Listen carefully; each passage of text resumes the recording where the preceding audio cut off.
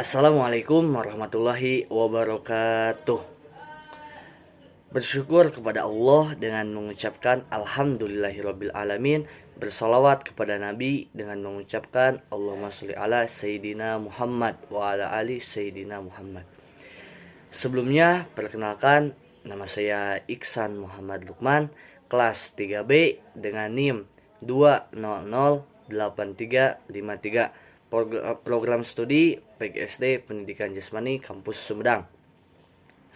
Baik, di sini saya akan menjelaskan kembali materi yang telah dipresentasikan oleh kelompok 2, yaitu mengenai konsep perkembangan, prinsip perubahan sepanjang hidup, sepanjang hayat, dan juga periodisasi perkembangan, serta faktor-faktor yang mempengaruhi perkembangan. Baik, langsung saja ke materinya. Yang pertama ialah perkembangan. Perkembangan gerak merupakan perubahan perilaku gerak manusia yang merupakan hasil interaksi antara kematangan suatu organisme dengan lingkungan.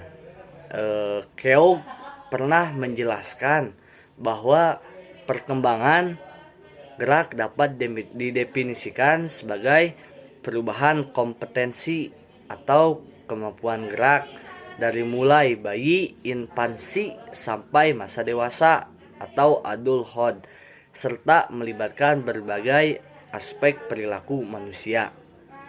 Selanjutnya, perubahan sepanjang hayat atau sepanjang hidup. Pada dasarnya, manusia adalah makhluk hidup yang mengalami perubahan dari waktu ke waktu, mulai dari dalam kandungan, lahir, kemudian menjadi dewasa dan tua. Perubahannya terjadi pula dalam aspek-aspek fisik, motorik, pikiran, emosi, dan sosial. Pola perubahannya bersifat meningkat dan menurun. Peningkatannya terjadi dalam proses pertumbuhan, perkembangan, kematangan, sedangkan penurunannya terjadi dalam proses penuaan. Perkembangan manusia secara umum pun terjadi dalam 5 fase, yaitu diantaranya sebelum lahir, bayi, anak-anak, remaja, dan dewasa. Setiap fase perkembangan terjadi dalam batasan usia tertentu. Perkembangannya setiap fase didasarkan pada kecenderungan karakteristik perkembangannya yang terjadi pada kurun waktu tertentu dalam usianya. Yang selanjutnya ialah periodisasi perkembangan. Pertumbuhan dan perkembangan tidak terputus, meloncat.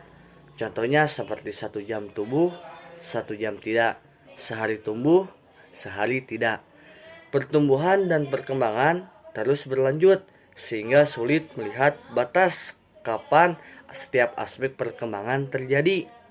Perkembangan yang terjadi pada kebanyakan orang dalam usia yang dicatat sebagai kecenderungan sifat perkembangan pada periode usia. Yang selanjutnya ialah faktor-faktor yang mempengaruhi perkembangan. Yang pertama, hereditas.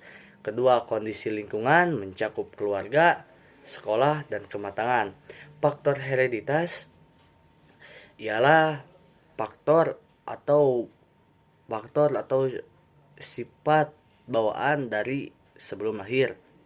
Contohnya seorang ayah mempunyai anak. Misalkan si ayah itu mempunyai sifat humoris, maka kemungkinan besar si anaknya juga akan mempunyai sifat humoris seperti ayahnya, karena ayahnya memiliki sifat humoris ataupun yang lainnya.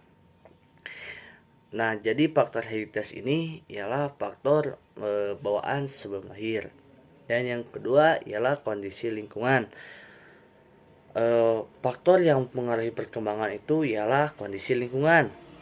Dan kondisi lingkungan ini terbagi menjadi 2, yaitu keluarga dan juga sekolah. Keluarga kenapa menjadi faktor perkembangan? Karena keluarga merupakan salah satu faktor penting dalam perkembangan seorang anak. Karena bisa kita lihat atau bisa kita simpulkan, misalkan kalau keluarga mensupport atau positif atau baik dalam segalanya, maka perkembangan si anak pun akan sesuai dengan harapan keluarga. Sebaliknya, kalau keluarga tidak mensupport dan lain sebagainya, maka perkembangannya tidak akan baik dan juga tidak akan cepat. Dan yang kedua ialah sekolah. Di sekolah tentu banyak orang-orang. Nah, orang-orang itu bisa menjadi faktor atau mempengaruhi faktor perkembangan seorang anak, tergantung si seorang anaknya. Nah, prinsip perubahan sepanjang hidup. Manusia ialah makhluk hidup yang akan mengalami perubahan dari waktu ke waktu. Makhluk hidup pun tidak mencakup manusia saja. Di antaranya ada pertumbuhan atau tumbuhan, pertumbuhan manusia dan lain sebagainya. Ya, mungkin segitu penjelasan dari saya. Mohon maaf bila kurang baik. Undur mangkola wala tangdur mangkola. Wassalamualaikum warahmatullahi wabarakatuh.